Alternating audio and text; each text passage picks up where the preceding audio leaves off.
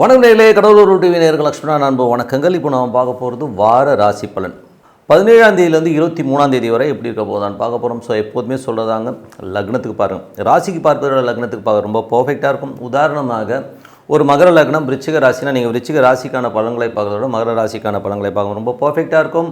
முதல்ல வர்றது புது பலன்கள், அதுக்கப்புறம் தசாபுக்தி பலன்கள் இருக்கும். ஸோ உங்களுக்கு என்ன தசாபுக்தி அந்தரங்கள் வருதோ அதை மிங்கிள் பண்ணி பார்க்கும் ரொம்ப பர்ஃபெக்டாக இருக்கும்.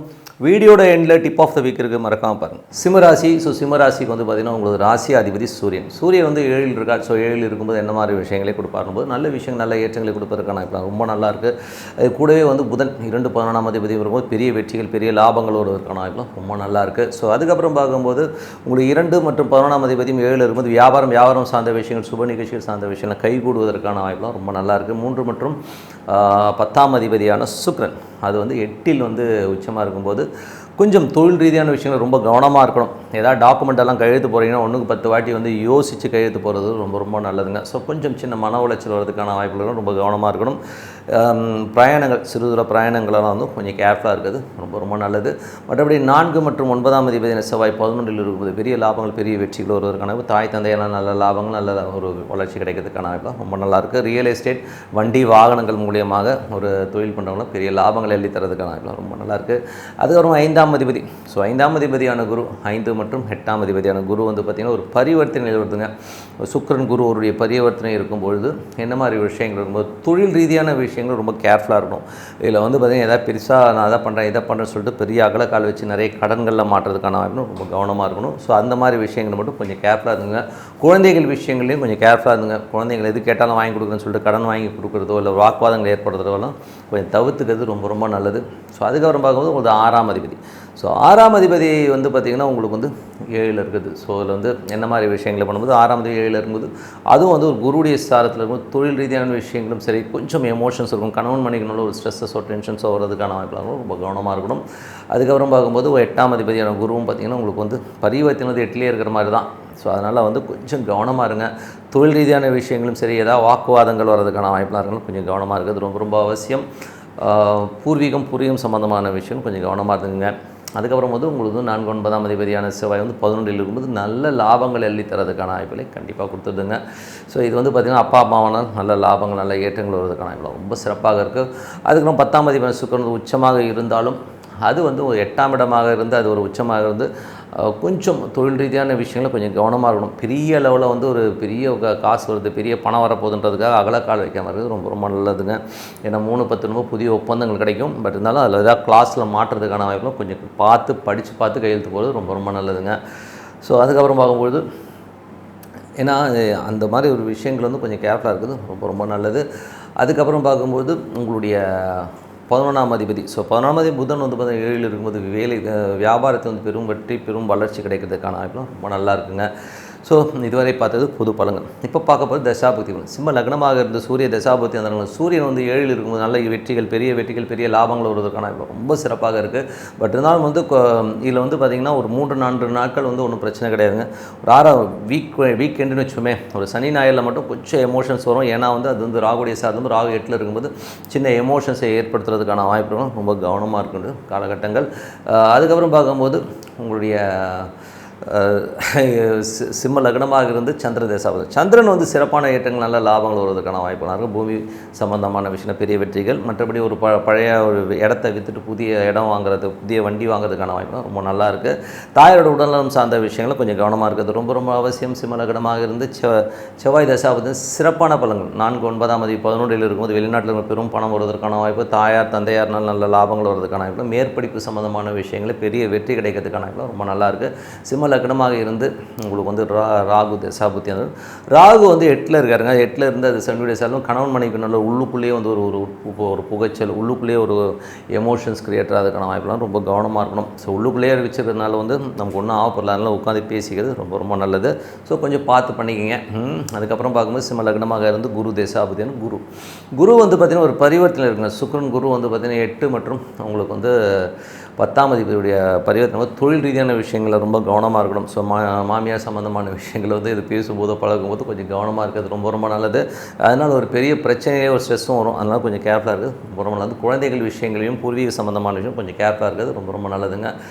ஸோ அதில் கொஞ்சம் பார்த்து நடந்துங்க. ஸோ சிம்ம லக்னமாக இருந்து உங்களுக்கு வந்து சனி தசாபுத்தி கொஞ்சம் கேர்ஃபுல்லாக இருக்கணும்.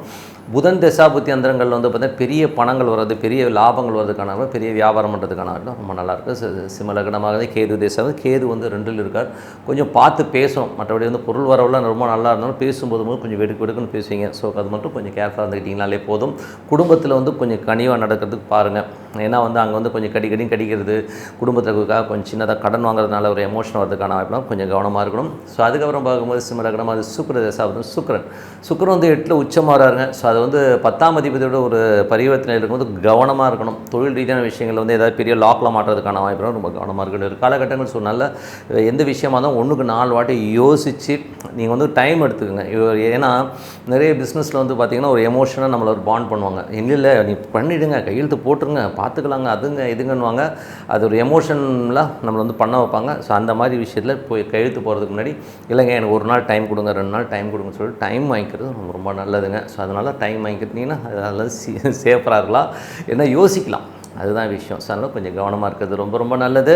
ஸோ பார்த்து நடந்துங்க. என்னை பொறுத்தவரை பிரார்த்தனை ரொம்ப அவசியங்க. 3 வேளை சாப்பாடு எப்படி அவசியமோ, ஒரு வேளை தூக்கம் எப்படி அவசியமோ, அந்த மாதிரி ஒரு பிரார்த்தனை வந்து ரொம்ப அவசியம். மனதார இறைவன் வந்து பிரார்த்தனை பண்ணுங்கள். பெரியவர் வந்து என்ன சொல்லுவார்னா, நல்லா இருக்கும்போது பிரார்த்தனை பண்ணிடணும். நிறைய பேர் வந்து நம்ம நல்லா இருக்கும்போது இறைவனை நினைக்கிறதே கிடையாது. ஏதோ வயசாகிடுச்சு, ஒரு காலகட்டத்தில் நம்ம ரொம்ப கஷ்டத்தில் இருக்கோம். அந்த காலகட்டத்தில் தான் வந்து எத்த தின்னா பித்தம் தெளின்னு சொல்லிட்டு சாமியை போய் பார்க்குறோம்.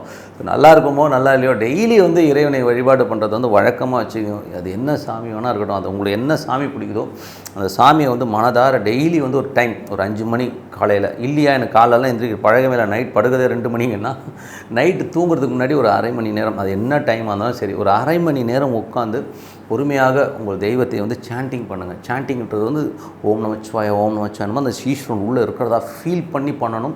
இறைவன் உங்களோட இருக்கிறதா ஃபீல் பண்ணணும். அந்த ஃபீல் தான் ரொம்ப மெயின். ஸோ அந்த மாதிரி பண்ணிட்டு வந்தீங்கன்னா ஒரு காலகட்டத்தில் வந்து இறைவன் உங்களோட ஒன்றிடுவார். அதுக்கப்புறம் நீங்கள் எதை பற்றியும் கவலைப்பட வேணாம், எல்லாமே அடித்து தூள் கலப்பில்லைங்கிறது உண்மையான விஷயம். ஸோ அதனால் பிரார்த்தனை ரொம்ப அவசியங்க. ஸோ இதில் வந்து இப்போ பார்க்க போகிறது tip of the week. So tip of the வீக்கில் வந்து பார்த்திங்கன்னா மேஜராக வந்து இப்போ வந்து ராகு கேது பயிற்சிகள் வருது. இதில் வந்து நிறைய ராசி பலன்களை வச்சு நிறைய பேர் வந்து அதாயிடுமோ இதாயிடும் ரொம்ப பயந்துட்டுருக்காங்க. ஸோ அதெல்லாம் ஒன்றும் இல்லைங்க. ராகு கேது பயிற்சிகள் வந்து ஒரு கர்மா கிரகங்கள் வந்து உங்களுடைய ஜனனகால ஜாதகத்தில் வந்து உங்கள் அந்த கிரகத்து மேலே பிரயாணிக்கும் போது தான் உங்களுக்கு பெரிய பிரச்சனைகளே கொடுக்கும். அதே நேரத்தில் வந்து உங்களுக்கு தசாபுக்தி காலகட்டங்களில் வந்து இப்போ ராகு தசாபுத்தி அந்தரங்களோ இல்லை ஒரு கேது தசாபுத்தி அந்தரங்களோ இருக்கிறவங்களுக்கு தான் வந்து இது வந்து பெருசாக பாதிக்கும். ஸோ உதாரணமாக எப்படி சொல்லணும்னா, இப்போ வந்து மீனத்தில் இருந்ததுங்க. ஸோ மீனத்துலேருந்து இப்போ வந்து ராகு எங்கே போகிறார், கும்பத்துக்கு போகிறார். ஸோ கும்பத்துக்கு போகும்போதே என்ன இருக்குன்னு பார்ப்போம். ஸோ கும்பத்தில் இருக்கும்போது என்ன ஆகுதுன்றது வந்து சின்னதாக வந்து ஒரு ஷார்ட்டாக சொல்கிறேன்.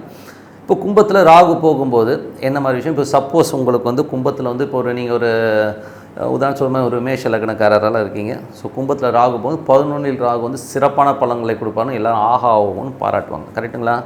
ஆனால் இப்போ அதே இடத்துல வந்து உங்களுக்கு வந்து சூரியன் இருக்குன்னு வச்சுப்போமே, ஒரு சூரியன் ஒரு கிரகம் வந்து உங்களுக்கு வந்து அங்கே இருக்குது அப்படின்னு வச்சுக்கிட்டிங்கன்னா, அப்போது என்ன மாதிரி விஷயங்கள் பண்ணணும், குழந்தைகள் விஷயங்கள், அதாவது அந்த சூரியனும் ராகுவும் இணைகிற அந்த காலகட்டத்தில் எப்போதுமே இருக்காது. அந்த 1.5 வருஷம் ஃபுல்லாகவே அடிப்படாது, 2 மாதம் வச்சு செஞ்சிடும். அந்த சூரியன் ராகு அப்படி கனெக்ட் ஆகிற அந்த இடம் இருக்குது பாருங்கள், அந்த டைமில் குழந்தைகள் விஷயங்களில் ரொம்ப ஒரு ஸ்ட்ரெஸ்ஸையும் மன உளைச்சலையும் கண்டிப்பாக கொடுத்துரும். அந்த பாதிப்பு வந்து அடிச்சதுன்னு வைங்களேன், அடிச்சதுன்னா அதுலேருந்து வெளியில் வந்து ஒரு 2 மாதம் ஆகும். அந்த அளவுக்கு ஒரு மனக்கலக்கத்தை கண்டிப்பாக கொடுத்துரும். அது எப்படி வரும்னா, நீங்கள் எப்படி இதை ஓமானம் பண்ணிக்கணும்னா, ராகுங்கிறது ஒரு பெரிய லாரிங்க, ஓகேங்களா? நீங்கள் வந்து ஒரு பைக்கு, ராகு வந்து அந்த சூரியனை வந்து அப்படி அந்த கனெக்ட் ஆகிற அந்த டைம் இருக்குது பார்த்தீங்களா, லாரி வந்து சைக்கிள் அடிச்சதுன்னா என்னாவும், பைக் அடிச்சதுனாவும் பைக்கு சேதாரம் அதிகமாக இருக்கும், ஓகேங்களா? இது வந்து நம்ம கர்மா தான், நம்ம பண்ணதோட ஒரு பழைய கர்மா வந்து இப்போ அடிக்கிறது தான் இது. ஸோ உங்கள் ஜனனகால ஜாதகத்தில் சப்போஸ் சூரியன் கும்பத்தில் இருக்குது, அப்போ ராகு அதை அட்டாக் பண்ணுற அந்த காலகட்டத்தில் அந்த டிகிரியில் கனெக்ட் ஆகும்போது அப்போது உங்களுக்கு அந்த எமோஷன், இப்போ குழந்தைகள் 5ஆம் பாவாதிபதியாக வரும்போது மேஷ லக்னத்துக்கு 5ஆம் பாவாதிபதியாக லாபங்களை கொடுப்பார், எல்லாமே கொடுத்தாலும் அந்த அட்டாக்கிங் டைமில் வந்து பெரிய ஒரு ஸ்ட்ரெஸ்ஸை கொடுத்துரும். அதுலேருந்து இதை அடித்து முதல் 1 மாதம், அதுக்கு அடுத்த மாதம் கிட்டத்தட்ட 2லேருந்து 3 மாதம் நீங்கள் வந்து அந்த 2வது மாதம் ரொம்ப ஹெவியாக எஃபெக்ட் ஆகும். 3வது மாதம் அந்த காயங்கள் ஆறதுக்கு ஒரு மாதம் ஆகும். ஸோ அந்த அளவுக்கு வந்து ஒரு எஃபெக்ட்டு கண்டிப்பாக கொடுத்துரும். ஆனால் அங்கே கிரகம் இருக்கணும்.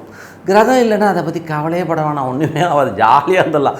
யாருமே வந்து அதை பற்றி கவலையே பட வேணாம். ஓகேங்களா? இப்போ சப்போஸ் வந்து சந்திரன் இருக்குன்னு வச்சுமே, சந்திரன் இருக்குன்னா என்ன, 4ஆம் அதிபதி தாயாரோட உடல்நலம் சார்ந்த விஷயங்களையோ தாயார் விஷயங்களும் பெரிய பாதிப்பை ஏற்படுத்தும். வண்டி வாகனங்கள் மூலியமாக ஒரு பெரிய ஆக்சிடென்ட்ஸ் இந்த மாதிரி விஷயங்களை நடக்கிறதுக்கான வாய்ப்பில் கண்டிப்பாக ஏற்படுத்தும். ஸோ அதனால் கொஞ்சம் கவனமாக இருக்கணும் அப்படிங்கிறத நம்ம வந்து மைண்டில் வச்சோம். அதுவும் அந்த ராகு இப்போ ஒன்றோட ஒரு 10 டிகிரியில் இருக்குன்னு, ராகுவும் சந்திரனும் 10 டிகிரி ஒரு 8 டிகிரியில் இருக்கும்போதே வந்து அது இணைவை வந்து நம்ம கொஞ்சம் கேர்ஃபுல்லாக இருக்கணுங்கிறத வந்து மைண்டில் செட் பண்ணிக்கிட்டிங்கன்னா அதெல்லாம் இல்லை. ஸோ இது இப்படி தான் கேதுவும் வந்து பார்த்திங்கன்னா இப்போ சிம்மத்துக்கு வராரு. சிம்மத்தில் வந்து சப்போஸ் சூரியன் அங்கே இருக்குன்னு வச்சுமே, கேது சூரியன் ரெண்டுமே இணையுதுன்னு வச்சுக்கோங்க. உங்கள் ஜனகால ஜாதகத்தில் வந்து சிம்மத்தில் சூரியன் இருந்து அங்கே கேது அட்டாக் ஆச்சுன்னா கண்டிப்பாக அப்போ குழந்தைங்க வந்து உங்களை வந்து ஒரு பெரிய வழக்குகளையோ பிரச்சனையோ உருவாக்கி ரொம்ப ஸ்ட்ரெஸ் பண்ணிடுவாங்க. அது ஒரு 3 மாதம் தான், 1.5 வருஷம்லாம் இருக்காது. நல்லா புரிஞ்சு 3 மாதம் மேக்ஸிமம் 3 மாதம் அந்த ஸ்ட்ரெஸ்ஸை கண்டிப்பாக இருக்கும். அதுக்கப்புறம் சரியாயிடும். ஸோ அதனால் வந்து இப்படித்தான் ராகு கேது பயிற்சிங்கிறது நடக்குமே ஒழிய, அங்கே கிரகங்கள் இல்லாத, எனக்கு அங்கே கிரகமே இல்லைங்க, கும்பத்தில் கிரகம் இல்லைங்க, சிம்மத்தில் கிரகங்கள்னா ராகு கேது ஒன்றும் பெரிய ப்ராப்ளத்தை பண்ணாது.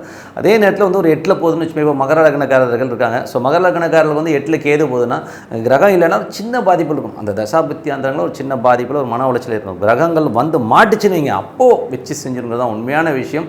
நான் சொன்ன மாதிரி தான், நின்றுட்டுருக்க வண்டியில் லாரி அடிக்கிறது தான் மேட்ரு, வேறு ஒன்றும். இப்போ சூரியன் இருக்குன்னா அது சூரியன் மேலே வந்து ராகு வரும்போது டமால் அடிச்சுன்னா அந்த பாதிப்பை கொடுக்கும்.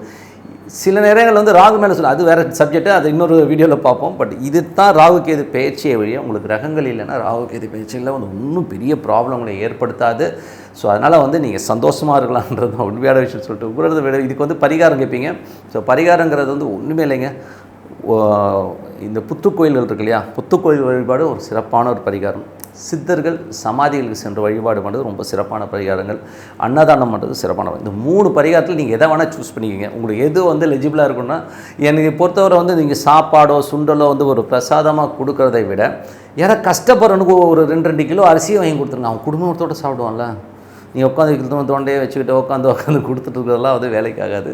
ஸோ அந்த மாதிரி அரிசியாக கொடுத்துருங்க. ஸோ அது ரொம்ப சிறப்பு. ஓகேங்களா? ஸோ நல்ல விஷயங்கள் நல்லா மாற்றணும். ஒரு பிரார்த்தனை அவசியம். மனதார இறைவனை பிரார்த்தனை சிறப்பான பலன்கள் கண்டிப்பாக இருக்கும். கடவுள் அருள் டிவியை பார்த்தமைக்கு நன்றிகள். மேலும் இது போன்ற தகவல்களை தெரிந்து கொள்ள கடவுள் அருள் டிவியை சப்ஸ்கிரைப் செய்யுங்கள். மறக்காமல் பெல் ஐக்கானை கிளிக் செய்யுங்கள்.